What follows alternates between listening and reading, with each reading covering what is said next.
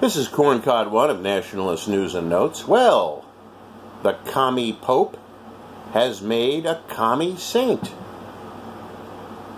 Pope Francis I, the radical left-wing semi-communist Pope, has beatified and made a saint former Bishop Oscar Romero, who was pretty much the head Roman Catholic figure in El Salvador during the late 70s. Romero was an advocate of liberation theology, which melds Marxism with Christianity, which is, of course, an impossible task.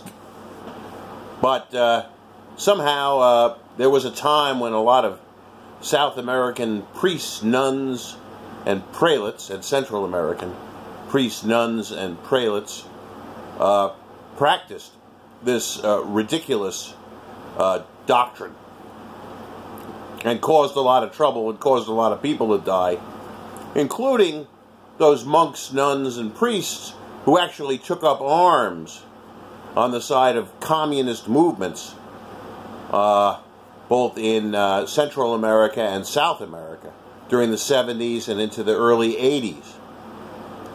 We are reminded very much of the so-called Maryknoll order of nuns. Virtually every single one of them was a damnable communist.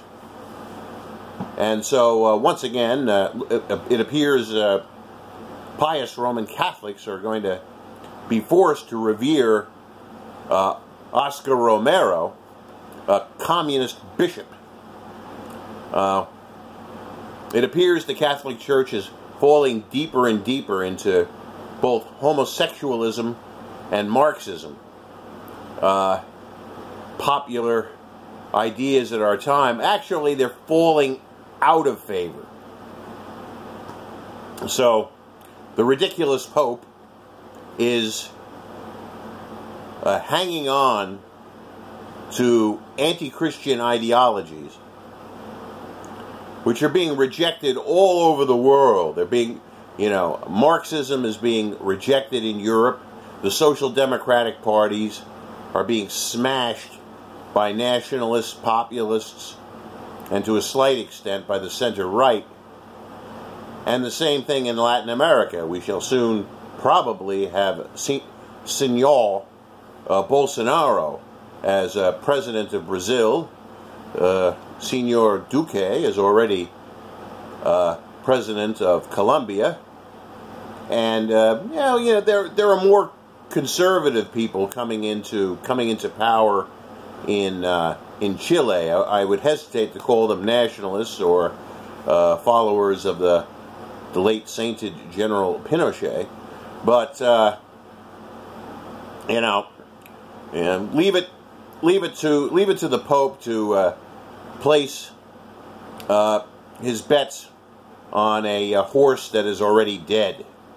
But once again, apparently unfortunately, I've known so many good and pious Catholics, wonderful people. I've known, priests and friars of the Roman Catholic Church who were good men, good men. I myself have had his spiritual life changed by the unfortunate rise of liberation theology. The church that I was born into, the Reformed Church of America, had gone in for liberation theology, especially through its membership in the National and World Council of Churches in the late 70s and early 80s, which led me to become a member of a Lutheran body, which did not have membership in either of those leftist organizations. So once again, my condolences to traditionalist and conservative Roman Catholics about this extremely bad choice. That's all we need now is commie saints. Well, this is Corncod 1 of Nationalist News and Notes, signing off.